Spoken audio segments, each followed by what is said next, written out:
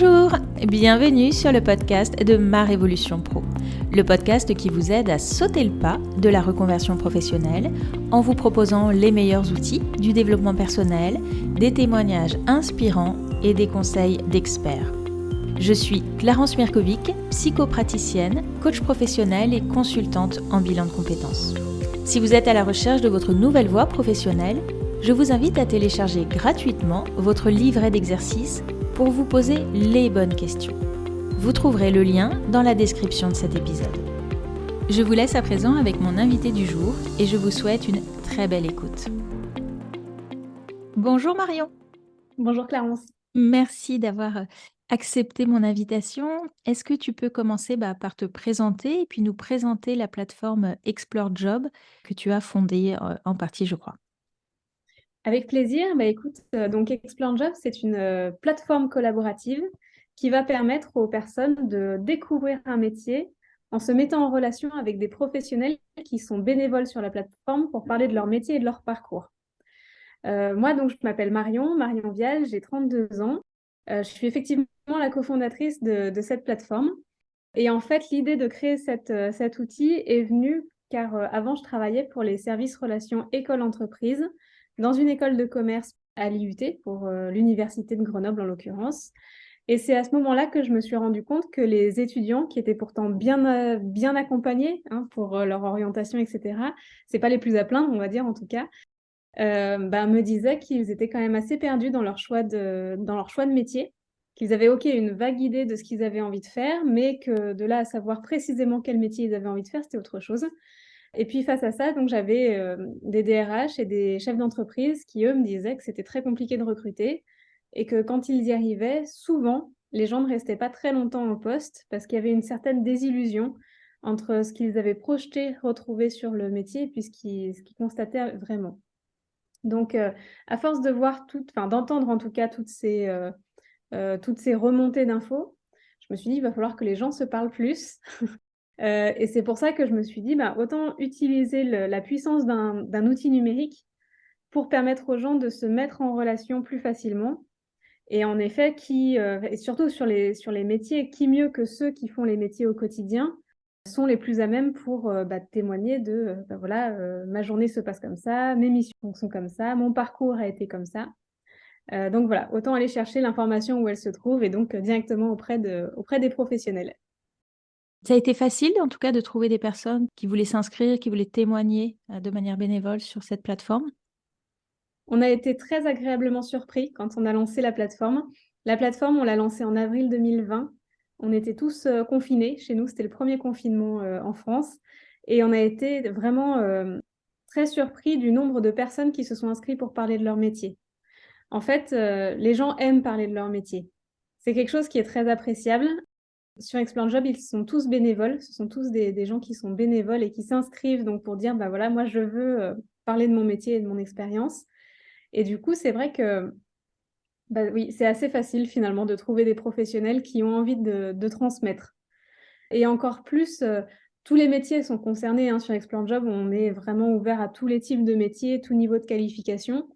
Mais j'avoue que sur des métiers notamment peut-être plus dits en tension, il y a une vraie volonté de la part des professionnels d'apporter un petit peu leur pierre à l'édifice aussi pour dire dans ce milieu professionnel, on a peut-être des difficultés de recrutement, des choses comme ça. Et j'ai aussi envie de mettre la main à la pâte pour aider peut-être les plus jeunes, en l'occurrence, à se projeter sur le métier que je fais. Donc oui, c'était assez facile, effectivement. Oui, c'est ça, c'est ce qui est intéressant, parce qu'on pourrait penser que ça prend du temps, que qu'ils vont être sollicités, mais effectivement, comme tu dis, les gens aiment parler de leur métier. Et moi, c'est ce que je dis souvent finalement aux personnes que j'accompagne en bilan de compétences, c'est allez-y, les gens, en fait, ils aiment ça, parler de leur activité, de ce qu'ils font au quotidien, alors que mes clients peuvent souvent avoir peur de déranger ou de pas oser. Et en fait, les gens ont un vrai plaisir à partager, quoi. C'était vraiment ça, et c'est vrai que ça a été la même chose. Du coup, nous, on aide beaucoup d'adultes qui sont sur de la reconversion professionnelle, et je te rejoins complètement. Souvent, ils nous disent, votre outil, il est trop bien parce que au départ, on était un peu timide, on n'ose pas aller déranger des professionnels qui sont en poste pour leur dire, est-ce que je peux me permettre de vous prendre un peu de votre temps pour vous interroger sur votre métier. Je peux comprendre vraiment aussi que C'est pas facile de passer par cette étape-là. Et sur Explore Job, l'intérêt, c'est que vraiment, on met à disposition finalement une base de données de professionnels qui ont envie de parler de leur métier, mais qui sont extrêmement bienveillants. Ils sont là pour ça. Donc, il y a une grande bienveillance de leur part. Les gens sont très bien reçus. Ça se passe très, très bien, en fait, les échanges. Mm. Donc, ouais, on a vraiment voulu simplifier l'accès à ces professionnels. Alors, quel est l'intérêt justement selon toi de faire des enquêtes métiers quand on veut se reconvertir? Eh bien, quand on veut se reconvertir, il va effectivement falloir se projeter il va falloir trouver déjà ce qu'on a envie de faire. Et pour trouver ce qu'on a envie de faire, ceux qui ont déjà une vocation depuis peut-être tout petit, c'est très bien. Mais même à la limite, je dirais que quelqu'un qui a une vocation, il a quand même grandement intérêt à aller valider que ce qu'il a dans sa tête, c'est bien ce qu'il va retrouver sur le terrain. On a tous des idées de métier, on s'imagine tous que, je sais pas moi, boulanger, d'accord, il faut se lever tôt, il faut fabriquer son pain et puis le vendre. Ok, ça c'est peut-être dans l'imaginaire collectif le métier de boulanger au quotidien. Mais je pense que le métier de boulanger, c'est pas que ça. Quelqu'un qui a son compte, il va avoir à gérer sa comptabilité, sans doute des recrutements, enfin, gérer les prestataires aussi, acheter la farine, des choses comme ça. Enfin, les métiers sont toujours beaucoup plus complexes et complets qu'on ne se l'imagine, à mon avis. Et quand on est en reconversion professionnelle, on est adulte. Souvent, on a fait des études auparavant. L'idée, c'est soit de repartir dans une formation, ou plus ou moins longue.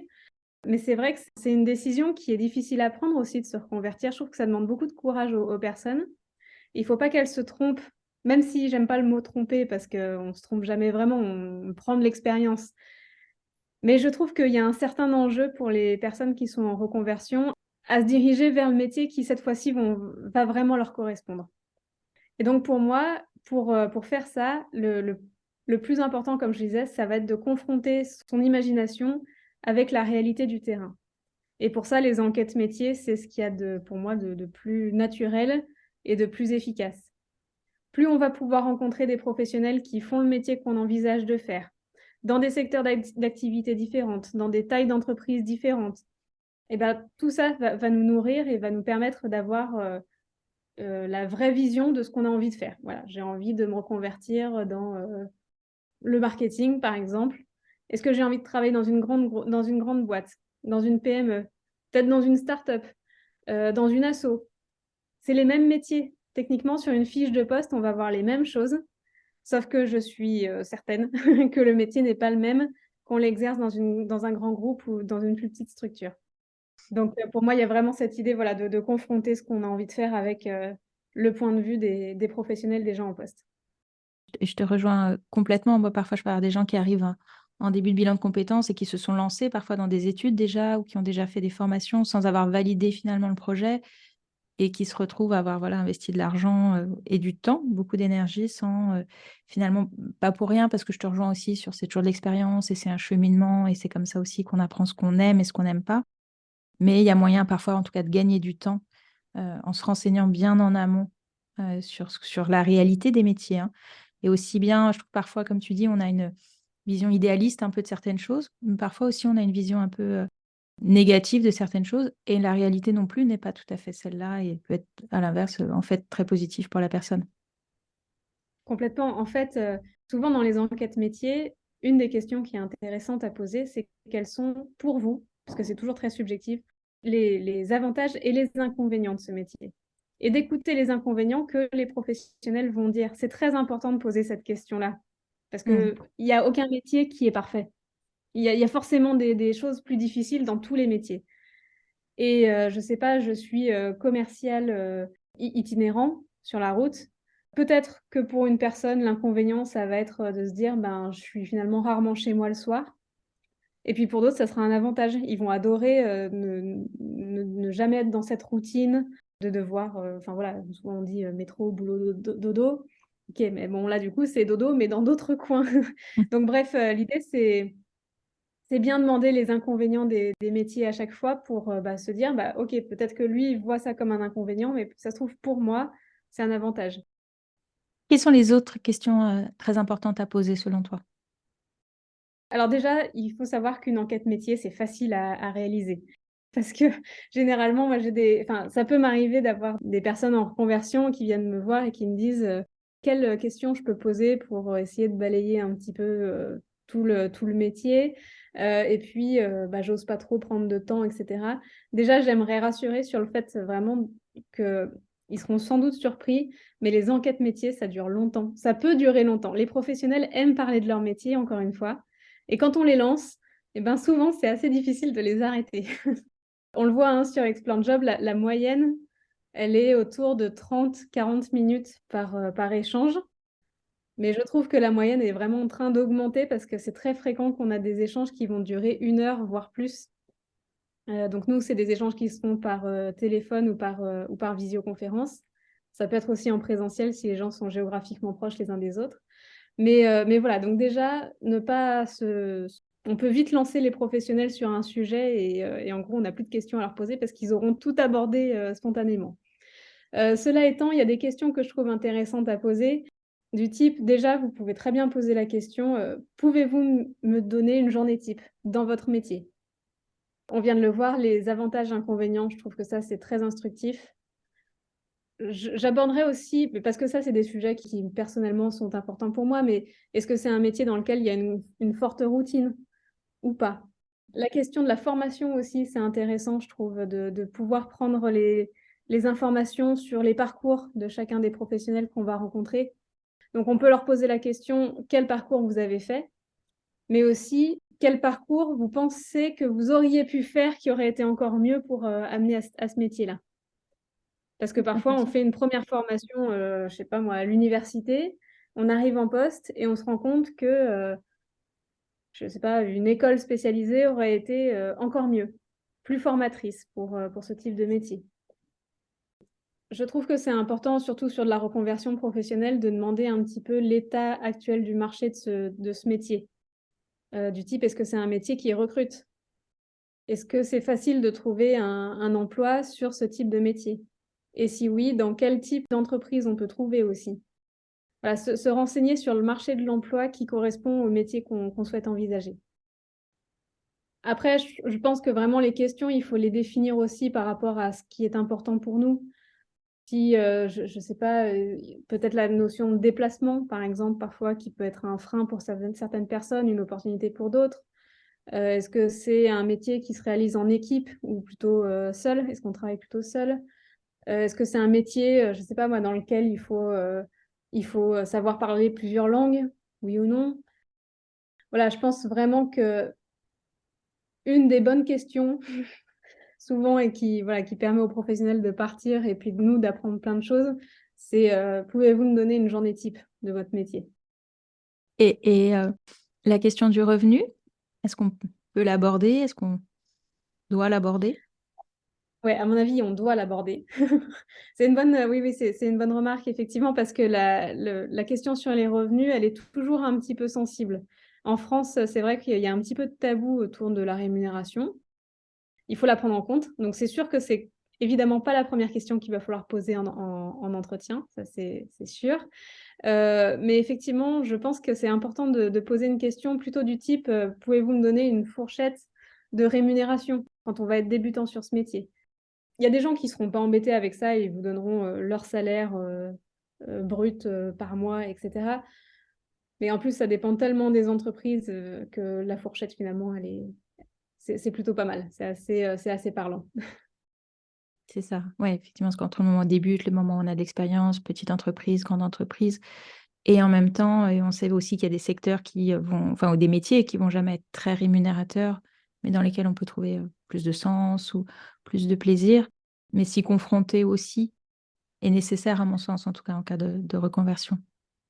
C'est évident parce que mine de rien, l'argent, on en a quand même besoin pour vivre. Donc oui, surtout quand on est en reconversion, on peut avoir une famille à nourrir et cetera. C'est pas encore pareil que quand on est étudiant. Donc pour moi, la rémunération, ça vient, avec, est-ce que le métier embauche? Parce que le métier, il aura beau être, hyper attractif pour la personne, s'il y a pas d'emploi à la clé, c'est plus délicat, on va dire, de se lancer dans une formation qui va peut-être prendre, quelques mois à quelques années pour au final se retrouver, à être en concurrence avec beaucoup de personnes et sur des métiers qui emploient peu de monde. En Donc, tout cas, en c'est être vrai que ça, conscient, quoi. ouais, il faut en être conscient. Bah, ça c'est évident. Ça, c'est sûr que c'est très important. Et la rémunération, pour moi, vient dans le même lot, finalement. Ouais, très, très juste. Et effectivement, comme tu dis, ça se prépare aussi en fonction de ses besoins, en fonction de ce qui va être important pour chacun, et d'y réfléchir finalement en amont avant d'avoir ce fameux rendez-vous avec ces personnes, mais de poser les choses de ce qui va être important pour pouvoir poser les bonnes questions au moment du rendez-vous. Combien de personnes tu conseillerais d'interroger sur un métier en particulier? Sur un même métier, j'aurais tendance à dire que 3 personnes, c'est bien. 3 personnes qui font le même métier, ce serait intéressant. Par exemple, je prends souvent ce cas d'aide-soignant, par exemple.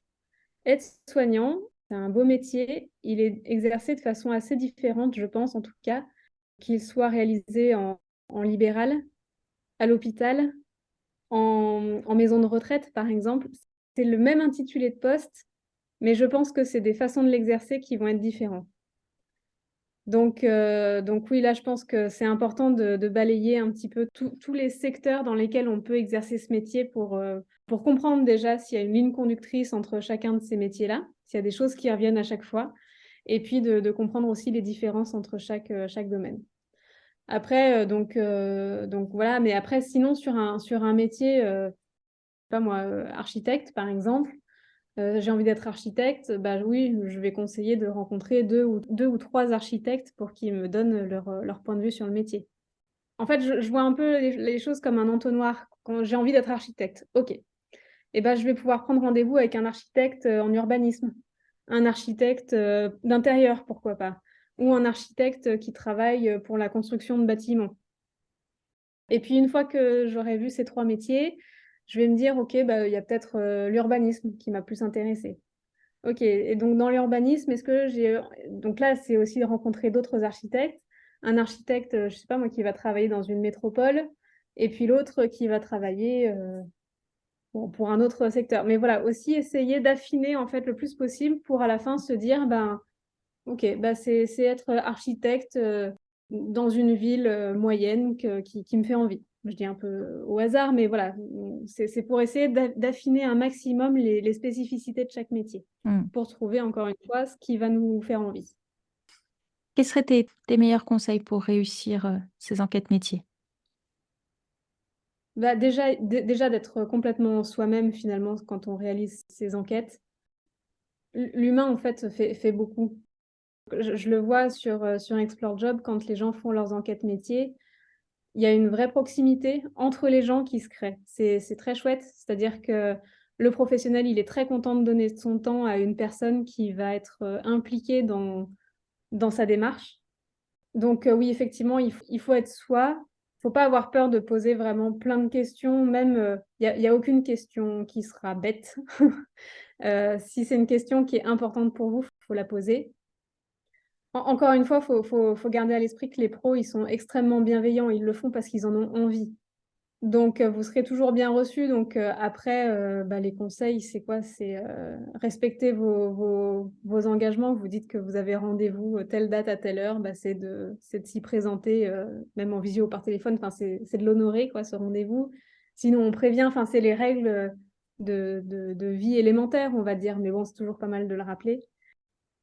Hormis ça, il y a pas grand-chose de particulier. Oui, c'est bien d'avoir quand même quelques questions effectivement qu'on aura préalablement notées pour, si jamais il y a un petit blanc ou si jamais vous parce que ça peut arriver, hein, de tomber sur des professionnels qui finalement sont pas si bavards. C'est assez rare quand même, je le dis, mais ça peut quand même arriver. Mais voilà, juste avoir quand même une petite liste de questions pour pouvoir, ben, repartir un petit peu dans la discussion si on voit que ça s'étiole un peu. Mais sinon, vous rebondissez à chaud sur, ce que le professionnel est en train de vous dire. Enfin, généralement, quand le professionnel parle, vous allez avoir plein de questions, il va y avoir plein de questions dans la tête des personnes. Bah, faut pas hésiter à les poser, après, quoi. Est-ce que tu observes ça aussi? Moi, je peux observer parfois que, finalement, ces premiers contacts en enquête métier constituent parfois le premier réseau de la personne quand elle va se reconvertir avec des opportunités parfois de stage ou de formation, enfin voilà, avec des choses qui peuvent en découler. Est-ce que tu observes ça aussi de ton côté? On l'observe, ouais, on l'observe vraiment très très bien. Ça a été la vraie très bonne surprise d'Explore Job. En lançant Explore Job, au début, moi, je voulais simplement que les gens puissent accéder facilement à des professionnels pour poser leurs questions. Et en fait, très rapidement, j'ai eu plein d'explorateurs. Donc, les explorateurs, pardon, c'est nos utilisateurs de la plateforme, on les appelle des explorateurs. On en a eu plein qui sont revenus vers moi en nous remerciant parce que grâce à Explore Job, ils avaient bien sûr découvert un métier, mais surtout, ils s'étaient ouverts des opportunités de stage, d'alternance, d'emploi. Tellement que, par exemple, nous, on cherchait un business model à l'époque pour Explore Job. Et en fait, on s'est dit, mais c'est un super moyen d'impliquer les entreprises dans cette démarche de découverte des métiers. Et donc, en fait, aujourd'hui, nos clients sont des entreprises qui ont envie de faire témoigner leurs collaborateurs pour que des candidats qui s'interrogent sur le métier puissent venir interroger les collaborateurs en place pour savoir comment est le métier, comment est l'entreprise. Enfin, du coup, les gens se projettent beaucoup plus sur ce qu'ils pourraient rejoindre et ça fonctionne bien, quoi. Du coup, on travaille pour la promotion de la marque employeur de l'entreprise, entre guillemets, mais du coup, ça fonctionne bien. Encore une fois, c'est de l'humain, donc l'échange fait que les gens se parlent. Souvent, ça se passe super bien. Et le professionnel pose toujours des questions à l'explorateur en lui disant vous en êtes où dans votre parcours? Ah, vous êtes à la recherche d'un emploi? Ah, d'accord, ok. Il y a l'échange qui va avoir lieu. Si à l'issue de l'échange, tout s'est bien passé, vraiment, c'est très fréquent que le professionnel dise peut-être vous pouvez m'envoyer votre CV parce que nous, dans mon entreprise, on recrute des profils comme vous. Et ça a Mmh. vraiment été souvent le cas sur Explore Job. Donc, je ne peux que confirmer que le fait de juste discuter avec quelqu'un, oui, ça amène du réseau. Et on sait tous que le réseau, ouais, c'est effectivement la première clé d'entrée à l'emploi. Donc, ouais, ouais. C'est C'est chouette. la magie des échanges entre les gens. Ouais, tout à fait. Et quels sont un peu les métiers tendances sur Explore Job, les métiers qu'on va chercher à interroger le plus? Est-ce que tu as des données là-dessus? Alors un petit peu, donc c'est vrai qu'on va avoir tout ce qui est métier d'accompagnement, d'aide à la personne qui vont bien fonctionner. C'est bien ça parce que c'est des métiers en tension. La société en a besoin.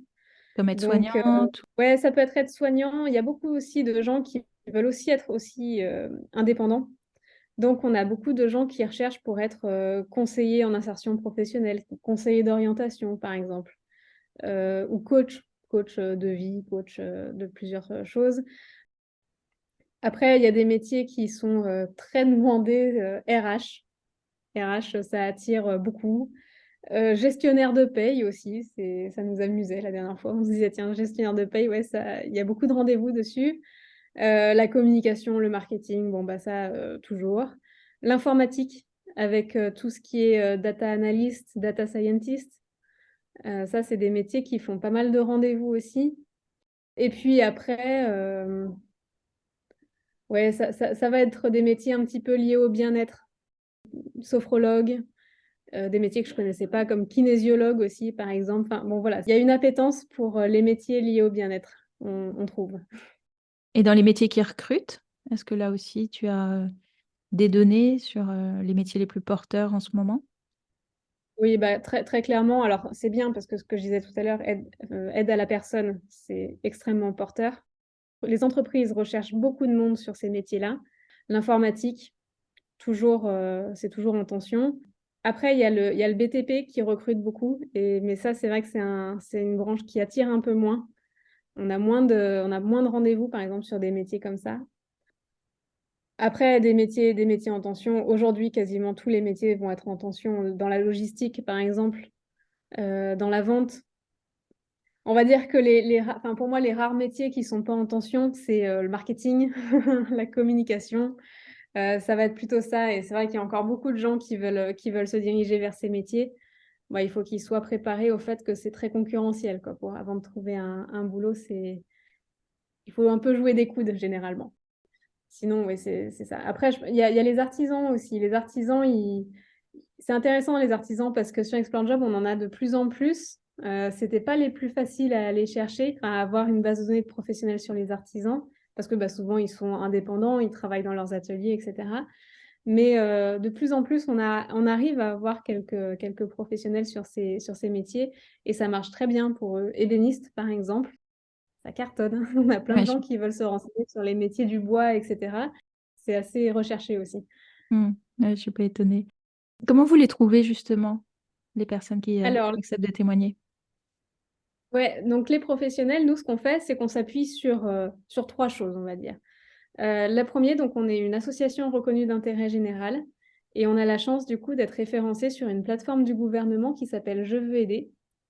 C'est une plateforme qui est super et en fait qui permet à des personnes enfin, comme vous et moi, qui ont envie de s'investir dans une mission bénévole, de trouver quelque chose proche de chez soi.